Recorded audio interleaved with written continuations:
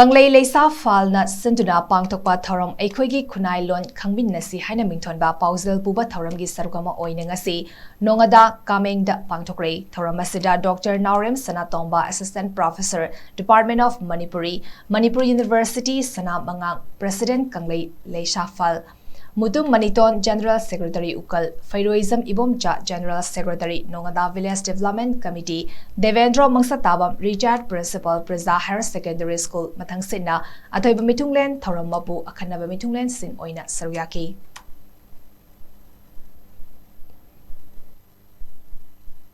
Kun mga dagina yakay dagina drama nga po ki tangkak sina lantum centum tansin ba may magkay masama sugi ko na ba dugi tayo matam ni aduba ay drama sura kadi lining operator pa lining ba yami katuk pa mapansida ay apa ba miho ba ito leroy daw tan ko da lungni adugi manung da hawsik maruay na sahi kun mga bau ama aduga kun mga dagina yang kay bau ama swagi ani subasti se tangkak se masisi kharak wasil laga swagi matam sibuni nimol wi bisingji Leisha Phal haidana koina lawya ri